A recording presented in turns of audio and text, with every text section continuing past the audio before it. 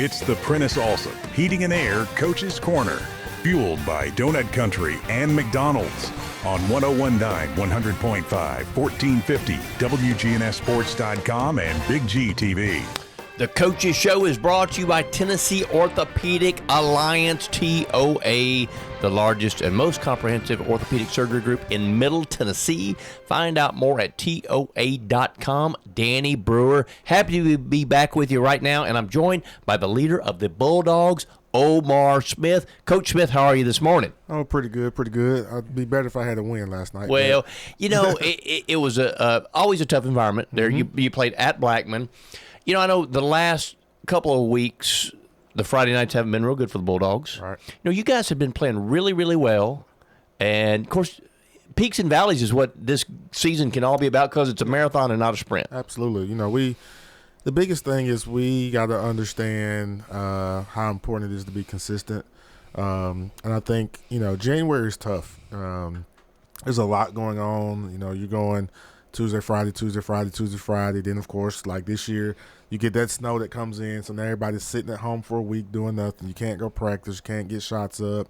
So then you have to go in Thursday, try to get practice plan together, a game plan together, and it's a lot, you know. And, you know, it's not an excuse. You know, everybody has to deal with it, but, you know, the guys that can deal with it the best obviously come out on top. Well, I think you're absolutely right. Everybody has to deal with it, but some people deal with it better than others.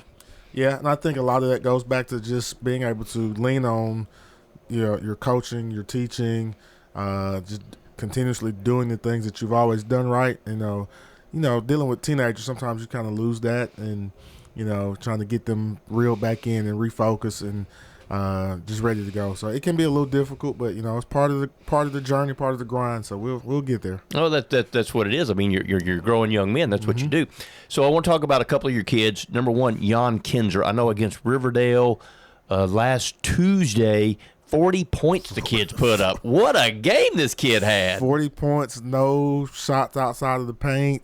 He just, you know, he has a scorer's mentality. Sometimes that can get him in a little bit of trouble, but that was one of those nights where, you know, of course, when you're making shots, you keep shooting them. So he just kept making them, and we keep driving until they stop you. That's right. Now, last night against Blackman, he didn't really have a good game. Of course, I think got nicked up a little bit, had to come out of the game a couple times with a couple of little nagging injuries and stuff, and never really got untracked. Yeah, he, you know, and I'll give credit to Blackman for that. You know, one of the things we've preached to him and Caden is like, you're going to be at the top of people's scouting report. So, you know, Coach Workman, Coach Rutland, these guys, they saw the score sheet. They saw you score 40. So they don't want you to score 40 on them. So they're going to have a game plan in place to make sure things are tough for you. So I think the biggest thing is for him to understand that sometimes he's kind of got to, you know, get it to somebody else and let other guys get going, and then the game will come to him eventually. Well, I think you're 100% right on that. Of course, I want to talk about the other kid you mentioned, Caden Matthews. Mm-hmm. He did have a good game last night. He had 14 last night of your 34 points. Yeah. So, I mean, he almost scored half of what you had there. But he's another kid. I know that one of your assistants, Jalen Johnson, has really been in his ear about trying to toughen that kid up because he's long and he's lean, but he's got a really good game, but you feel like he needs to get a little bit tougher. Get a little tougher, play a little bit lower. That's the biggest thing, is getting a good base, play low. You know, people don't understand, and I mean, not that I'm tall, but it's harder for tall people to understand that, you know. And I told him one day, I said, this is going to sound crazy, but being tall sometimes is a disadvantage because you're playing straight up. You don't have any leverage, so you got to learn to get low and get a base and use that strength in your legs to your advantage. So he's working on it. It's just something he's got to keep continuously practicing and getting better at, but he'll get there. I think one thing last night, of course, when you played Blackman the first time, their post play really was a big factor against you guys. Last night you did a really good job of limiting their scoring in the paint. Had you told me that we were going to hold Jalen McDonald to 9 points, I would have been very happy about that. He scored 18 on us the first game and just completely took over the game in the second half. And I thought, you know, I have to give props to Corey Daniel. Corey did a great job on him last night. Jalen only hit 2 shots from the field. And Corey's not a big physical kid. I mean, he's 6'5", but he's not a very physical kid. But he took it upon himself to make sure he was going to do that. You know, we had our starting post player, A.J. Wright, who's out. So Corey, you know, stepped up to the challenge, and I commend him for that. Yeah, AJ, what's going on with him? he's got a sprained MCL. He could have played last night, but we figured, looking at the standings, it was no point in really risking him playing last night. So we think we'll have him back next Friday. We're just kind of get him some rehab. Had he been able to practice this week because of the snow, we probably would have played him. But he's been sitting around like everybody else, so I didn't want to just throw him out there off of one day of practice and risk anything with him. Well, there's bigger games ahead, right? Absolutely. I mean, tournament sport, and as you get down to the crunch time, you want him to be ready. Right. I told him, I said, I can sit you for the rest of the year and have you ready for a district tournament, region tournament, which is important. So those things that we're kind of looking at, like, getting him as close to 100% as we possibly can. Because he gives you a bigger body and he gives you a post presence. Absolutely. He's more physical, probably – I guess he's the second biggest post in the region. So, he gives us something that a lot of teams don't have. So, like I said, we definitely need him later on. Let's talk a little bit about your guard play, Coach. Tell me a little bit about your guard play, especially point guard. Brody Webb is our point guard. Brody's not shooting the ball very well this year. He's played shooting guard most of the time for us. This kid, he hit 6 threes in the quarter in a JV game a couple years ago, so he can shoot it, but because he's having to play point, that's taken away from what he naturally does. But if you look at his stats, he's not turning the ball over. The other night he had 8 against Stewart's Creek. He had 8 assists and one turnover. So he's taking care of the basketball. He's getting the ball to the people that need to get it to go score for us. So I'm very proud of what he's doing in the position that he wasn't originally supposed to be playing coming into this year. Yeah, because he's doing the job of distributing, because you do have scorers. We talked about with Kinzer and Matthews, you've got some kids who can really score the ball. Right. Then you got Sakori Weathers over there. He's a football guy. He's our best on-ball defender. We put him on the other team's best perimeter player, and he takes it upon himself to do that. And, he can go score a little bit. His numbers have gotten up. He's around about 9 points a game now, so he's giving us a little bit more offense than we had at the beginning of the year. And then at the same time, he's still playing defense and rebounding as well. So he's been huge for us also. Weathers gives you a toughness, right? You get the toughness factor. Very tough kid. Like I said, he plays cornerback, safety, plays wide receiver on the football field. So, he doesn't back down from anybody. He hits the floor. He gets back up. He's going to go down there. He's going to get hit. He's going to keep fighting. So, Coach, let's talk a little bit about what you got coming up this week. We go to McGavick on Tuesday. So, we get out of the county, go to Metro. That'd be good for us. Metro refs can kind of let you play a little bit. So, we'll get beat up a little bit and, have to fight through it. And then we'll get back into district play against that team up there on Sam Ridley. They come to see us. And, it was a great game the first time we played them. I expect them to come with that fire again. It's going to be another great game. So, Laverne, it's always a good game, right? It Absolutely. Doesn't matter about the records because, I've been watching Smyrna Laverne games for, since the early 90s here. So, like I said, but always a good game. Yeah, Coach Greenwood's got those guys playing hard. They're not going to quit. They're not going to back down. So, we're expecting a hard-fought game again.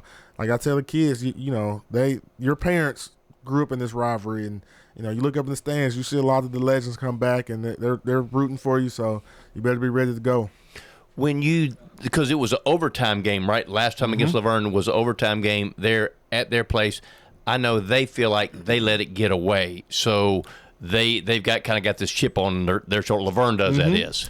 I'm sure they do. They did let it get away, and we can also say, well, we were up 10 at half, 12, so we shouldn't have let the game get that close either. So both teams can say, hey, this is what should have happened, and so that's the beauty of it. We get to play again, and we can settle it and see who was the real deal. The rivalry has changed a little bit over the years because used to be you had a lot of Smyrna residents that went to Laverne, and now it's not that way. But I still think most of these kids know each other, right? They do, and a lot of respect. Speaking of AJ, AJ went to Laverne last year, and so we talk about some of the things that they did that made them successful as a program and kind of steal some of that stuff. So that rivalry is still there. It's never going anywhere. I think sometimes I wish our kids kind of understood it a little bit better, but we're preaching it to them and letting them know, like, this is what it is. You better be ready to go. Those kids are going to come in. They want to beat you regardless of their record. No matter what else is going on. If they can beat you, it's going to be a good year for them. Well, I want to touch on the assistant I mentioned before, Jalen Johnson, because he played at Smyrna. So he's a guy that can kind of communicate to your kids this week about the importance and what all of it means, right? Because he's been a part of it. Absolutely. We talked to Jalen about it. We let him talk about it. We go pull Coach Drayton in the locker room, let him talk about the rivalry. Coach Caldwell's in the building. We'll let him come talk about it as well. So we get people to come explain it to those guys so they can get an understanding of what it really is. Yeah, Caldwell and Drayton, they're two guys, like you said, they went to war, wearing the purple and gold and all that stuff. If they had a horse game, who do you think would win? Well, Coach Caldwell owns the single-season record for threes made, but I've seen him shoot a basketball one time in my 5 years at Smyrna. I'm not sure why he won't shoot anymore.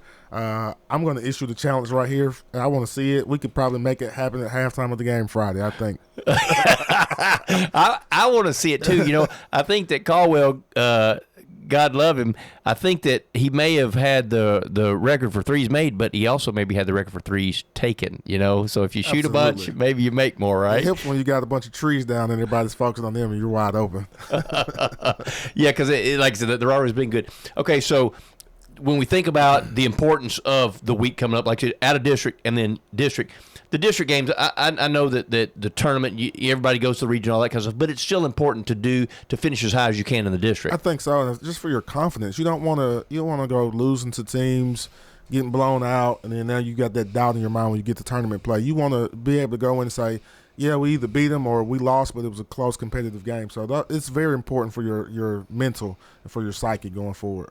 So when you think about the last couple weeks, because they have been a little bit larger in the margin of defeat with Stewart's Creek and Blackman, a little bit of fire in the bellies of your kids over that, you think? I think so. I think they're going to be ready to go.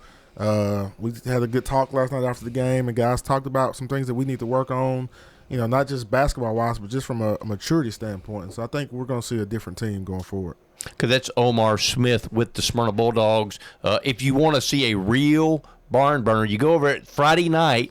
Smyrna or Laverne at Smyrna this Friday night. Girls game tips at 6. Coach, we certainly appreciate your time, and we do absolutely wish you the best of luck. Thank you so much. The Coaches Show is brought to you by Dr. Automotive, the cure for your car, professional auto repair and maintenance from ASC certified mechanics and master mechanics. Check them out online at autorepairsmyrna.com.